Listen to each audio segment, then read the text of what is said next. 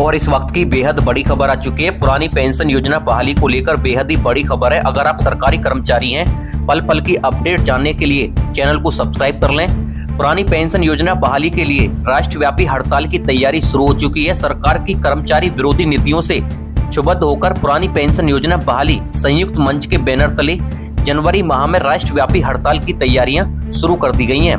PWD कार्यालय परिसर में शनिवार को कार्य करने की बैठक हुई और इसमें कर्मचारियों से हड़ताल के लिए लिखित सहमति पत्र और जनमत संग्रह कराया गया।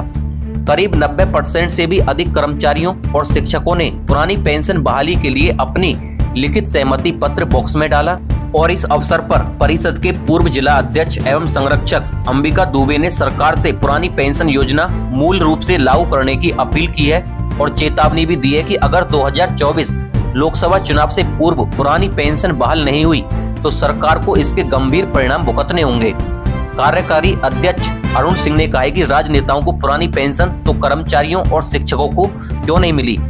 वरिष्ठ उपाध्यक्ष धर्मेंद्र यादव धीरू ने चेतावनी दी है कि सरकार को यह याद रखना होगा कि हम और हमारा परिवार भी मतदाता है तो मतदान अधिकारी भी हम ही रहेंगे।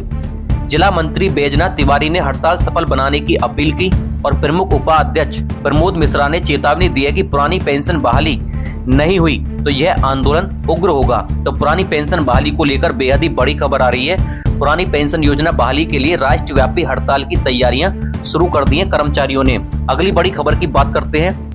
अगर आप सरकारी कर्मचारी हैं और आपको पुरानी पेंशन बहाल करानी है और ओपीएस को लेकर हड़ताल के पक्ष में हैं, तो वीडियो के नीचे कमेंट बॉक्स में कमेंट जरूर करिएगा। वीडियो को लाइक करके अपना मतदान करें। हड़ताल के हक में ज्यादा से ज्यादा वोट करें। केंद्र सरकार ने कुछ कर्मचारियों के लिए महंगाई भत्ते में बम्पर बढ़ोतरी की है। महंगाई भत्ते में ये बढ़ोतरी 1 जुलाई 2023 से प्रभावी होगी और इन कर्मचारियों के महंगाई भत्ते में 15% से लेकर 18% तक का इजाफा किया गया है। जी हाँ, महंगाई भत्ता में 15 से 18% का इजाफा किया गया है, जिससे इनकी सैलरी में बड़ी बढ़ोतरी हो सकती है। हालांकि इसका लाभ उन कर्मचारियों को मिलेगा जो 5वें और 6ठे वेतन आयोग के तहत सैलरी मिलती है। वित्त मंत्रालय के बयान के मुताबिक इन कर्मचारियों के डीए में इजाफा 6वें वेतन आयोग और 5वें वेतन आयोग के तहत किया गया है।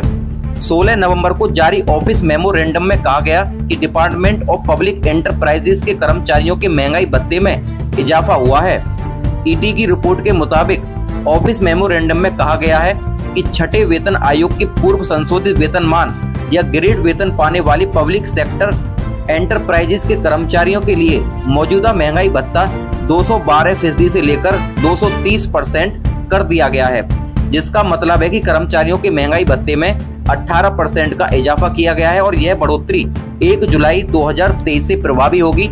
18% डीए बढ़ोतरी से कर्मचारियों की सैलरी में 7,000 रुपए तक का इजाफा हो सकता है। तो ये इस वक्त की बेहद ही बड़ी खबर आ रही है। 6वें वेतन आयोग के तहत डीए बढ़ाया गया है, जिसमें 18% का इजाफा किया गया है। तो ये इस वक्त की बेहद ही बड़ी खबर आ रही है।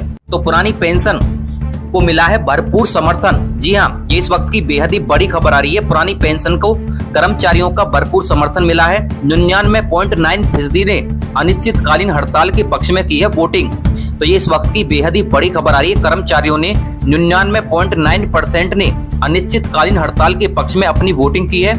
पुरानी पेंशन बहाली को लेकर केंद्र सरकार के रक्षा विभाग में कर्मचारियों का जबरदस्त समर्थन मिला है। सरकार द्वारा पुरानी पेंशन बहाल नहीं की जाती है तो रक्षा विभाग के करीब 4 लाख कर्मचारी अनिश्चितकालीन हड़ताल पर जा सकते हैं। ओपीएस के लिए गठित national joint council of action की संचालन समिति के वरिष्ठ सदस्य और एआईएफटीएफ के महासचिव श्री कुमार का कहना है कि अनिश्चितकालीन हड़ताल के बारे में रेलवे और डिफेंस कर्मियों का मत जानने के लिए 20 और 21 नवंबर को स्ट्राइक बैलेट कराया गया था और इसमें डिफेंस की 400 यूनिटों के कर्मचारियों ने हिस्सा लिया। लगभग 99% कर्मचारियों ने राष्ट्रव्यापी अनिश्चितकालीन हड़ताल के पक्ष में मतदान किया है। पुरानी पेंशन बहाली के लिए केंद्र और राज्यों के कर्मचारी एक साथ आ गए हैं और देश के लगभग सभी कर्मचारी संगठन इस मुद्दे पर एक मत हैं। केंद्र और राज्यों के विभिन्न निगमों और स्वायत्त प्राप्त संगठनों ने भी ओपीएस की लड़ाई में शामिल होने की बात कही है। बैंक एवं इंश्योरेंस सेक्टर के कर्मियों से सकारात्मक बातचीत हुई है और कर्मचारियों ने हर तरीके से सरकार के समक्ष पुरानी पेंशन बहाली की गुहार लगाई है, लेकिन उनकी बात सुनी नहीं गई। अब उनके पास अनिश्चितकालीन हड़ताल ही एकमात्र विकल्प बचता है। 10 अगस्त को दिल्ली के रामलीला मैदान में देश भर से आई लाखों कर्मियों ने ओपीएस को लेकर हुंकार भरी थी। कर्मचारियों ने दो टूक शब्दों में कहा था कि वे हर सूरत में पुरानी पेंशन बहाल कराकर ही दम लेंगे और सरकार को अपनी जिद छोड़नी होगी। कर्मचारियों ने कहा था कि वे सरकार को वह फॉर्मूला बताने को तैयार है जिसमें सरकार को ओपीएस लागू करने से कोई नुकसान नहीं होगा। अगर इसके बाद भी सरकार पुरानी पेंशन लागू नहीं करती है तो भारत बंद जैसे कई कठोर कदम उठाए जाएंगे। लोकसभा चुनाव से पहले पुरानी पेंशन लागू नहीं होती है तो भाजपा को उसको खामियाजा भुगतना पड़ेगा।